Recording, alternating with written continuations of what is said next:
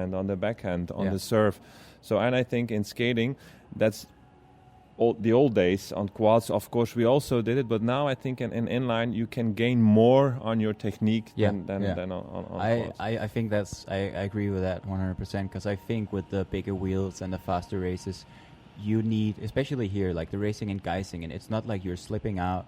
It's like you lose the stability and then you can't step anymore. And I think the people with the better technique on this track, you can tell that they can skate better. So just to say this for the listeners, you are the national coach for the Dutch team, Frank. You're from Belgium yourself, but you coach a lot of Dutch skaters, and obviously, Pascal, you're coaching in France. Which groups in France do you coach? So we have like 4 different training schools, and I'm working with those schools. So including like they have a coach who is there permanent, like Arnaud Giquel in Nantes or Mathieu Borre in Bordeaux. Yeah. And I travel from one school to another to mainly help with the technical part, actually. Yeah.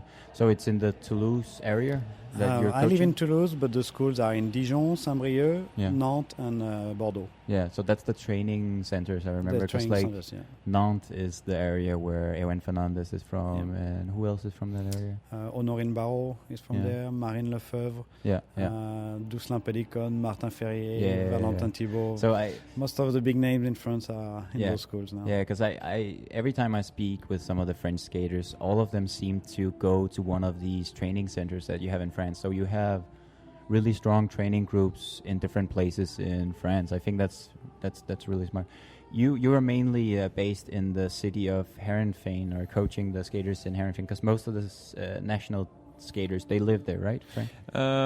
Yes, but now that it's changing the last 2 years, the federation, they decided to also have certain regions all over the country, because so a little bit the same system, maybe, actually. A little bit, because the people, when you want to go to Heerenveen, of course you don't do that when you are 15. So now they have also 4 regions, schools, we call it centrums, where they can train from junior B youth.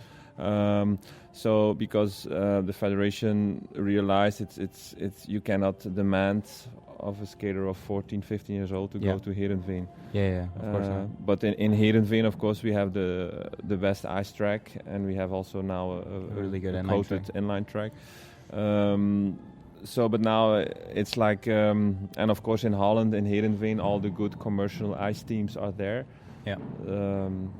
I see the Dutch inline skaters. I see the environment and the skaters, especially the younger ones. It's changing now, because it used to be that whenever you had a Dutch skater, it was usually a type like Crispin Ayens, Ingmar Berger, Gary Heckman, or something, like skaters who are really, really strong, long distance skaters, and they skate better on the road, and they're super strong in the marathons.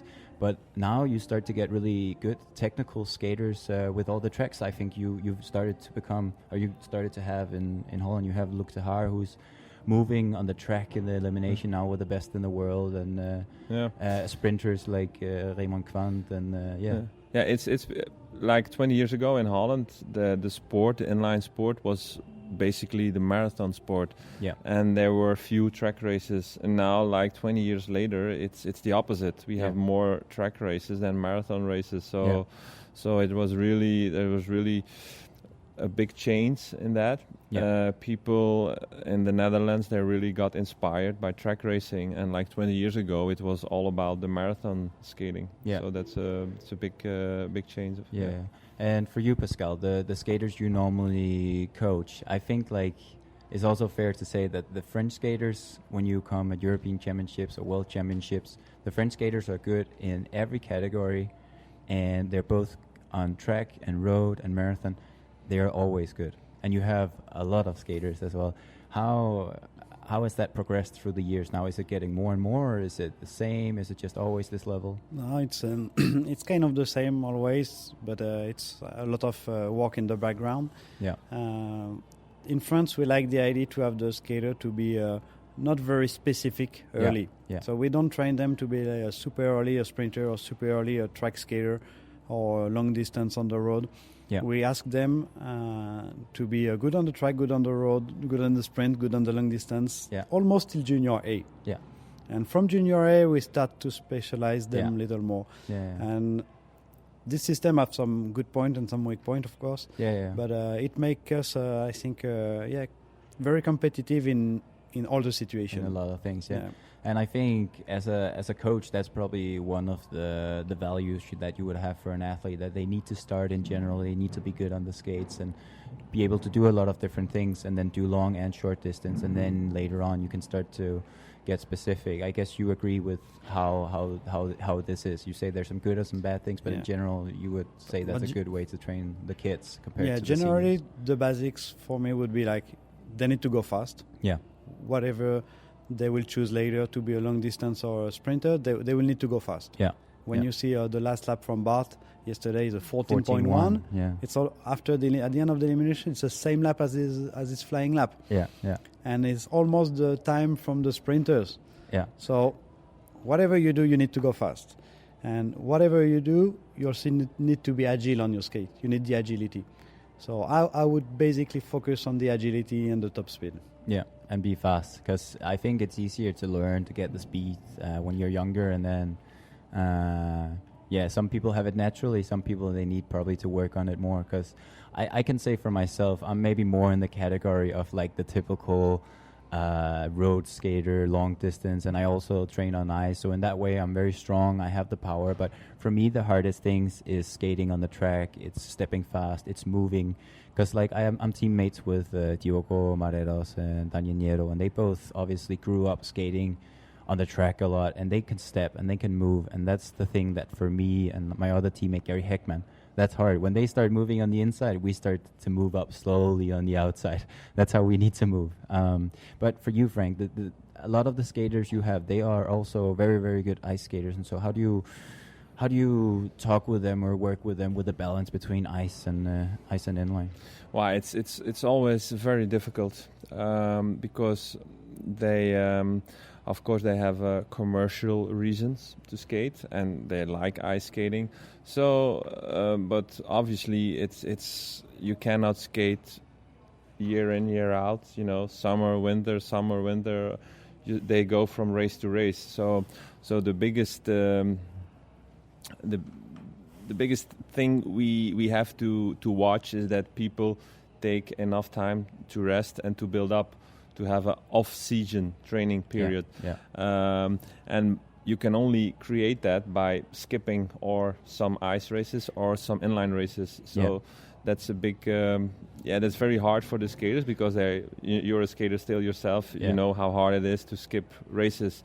If you know, at March 3, there was in Holland the last marathon race, the Marathon Cup. The last long track races were even later. So that's only 6 weeks ago. So it's not enough time to. And we already had an inline European Cup in Lagos last week. So it's really that's the hardest part. But once the skaters realize they have to choose, they cannot race everything, then you can. Then it's really good to do both. But if you really want. If you really want to be world champion inline, I think you have to invest more time in inline and maybe only skate 2 or 3 months on ice. I understand all your points, like 100%, and it's for me, this is very, very real.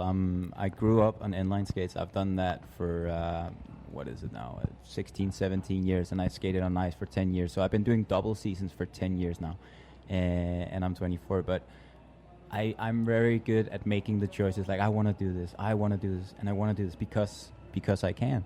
And I think it also goes back to the point you talked about, Pascal, that it's good to start in general and be good with a lot of different things, and then later on you can start to specialize. So I think it's the power and it's the weakness of being a skater who's able to skate on ice in winter and on inline in summer, that you can do a lot of different things, and then when you get older, at some point you're going to start having to make the priorities. And that's a skill for me I've learned only in the last 4 years or so. And I wouldn't go to the Olympics if I didn't make those really, really hard choices for me to say, like, I'm not going to do European Championships on inline. I need to take a break. I need to go on ice. How do you see that with your skaters, Frank? Well, but first, I want. It's also something, for example, about the weather.